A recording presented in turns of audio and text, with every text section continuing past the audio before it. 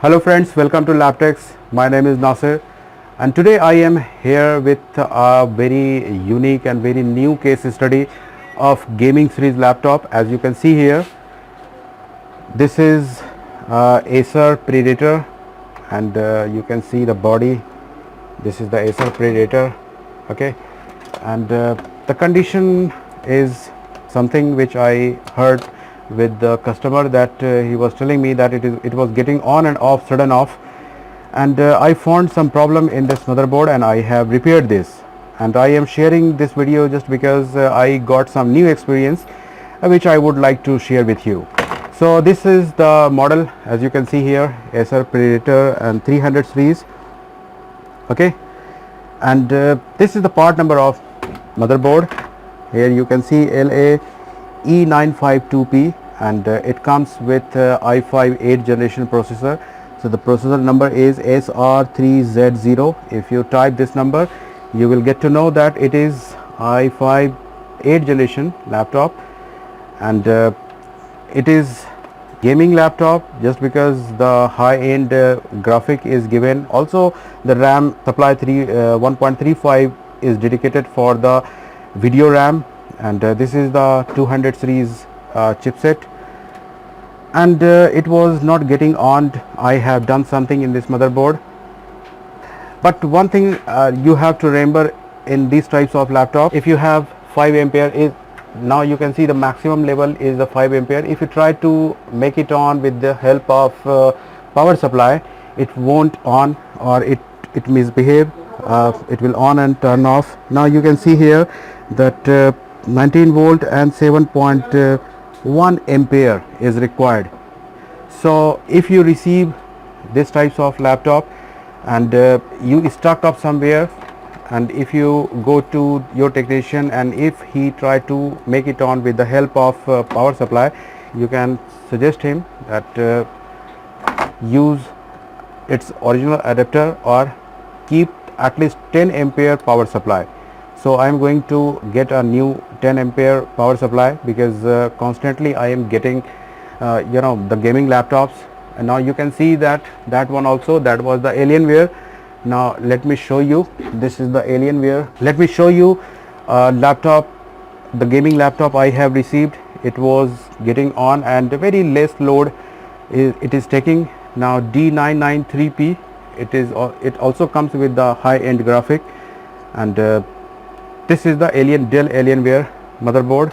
So constantly I am getting these types of board from the customer, so I am required to check it with the 10 ampere power supply, because sometime I do not have its original adapter, so I need to get a 10 ampere power supply. Now let me inject the power.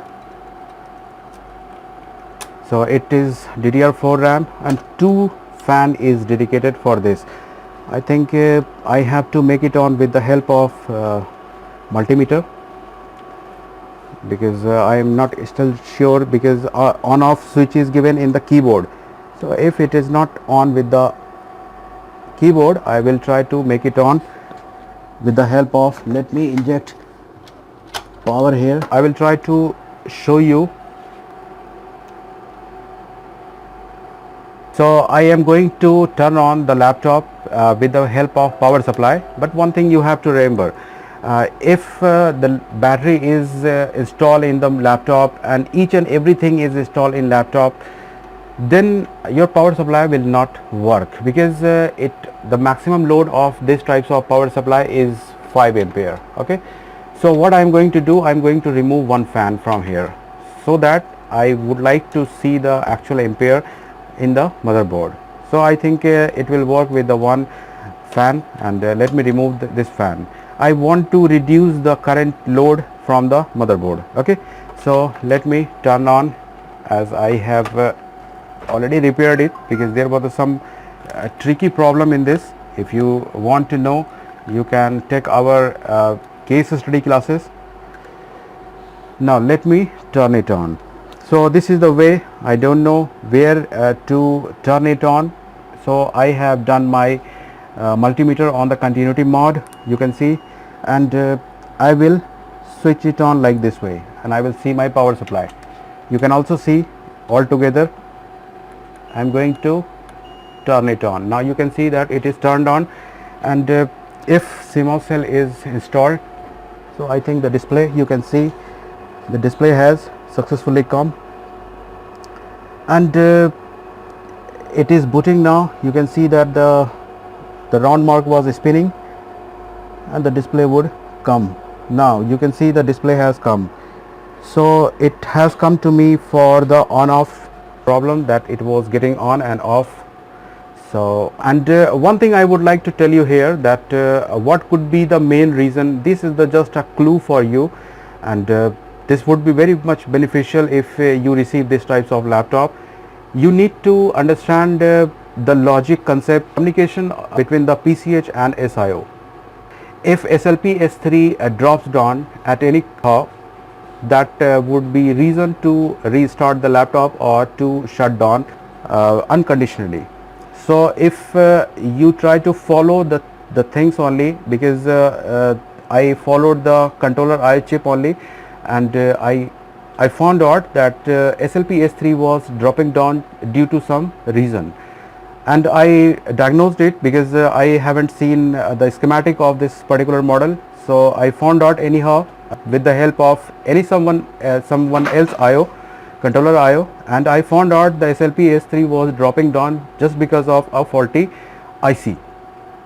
I replaced that IC and I got this laptop okay. So there was the only thing, that you need to understand the communication logic between the SIO chip and the PCH. If you understand those things, there are the around 50 to 60 signals you need to check over the any motherboard if you are getting such problem, like it is not turning on or it is turning on and sudden off. So I hope this information would be very much helpful to you, provided that if you know the actual logic of the motherboard. So if you are interested in our video training course, then you can contact on the given number. And I hope guys you have enjoyed this video. Please like our video and subscribe our channel if you haven't subscribed as of now. Also hit the bell icon button so that you will get notification from our channel. Please keep on loving and liking our video like that. Thank you for watching this video.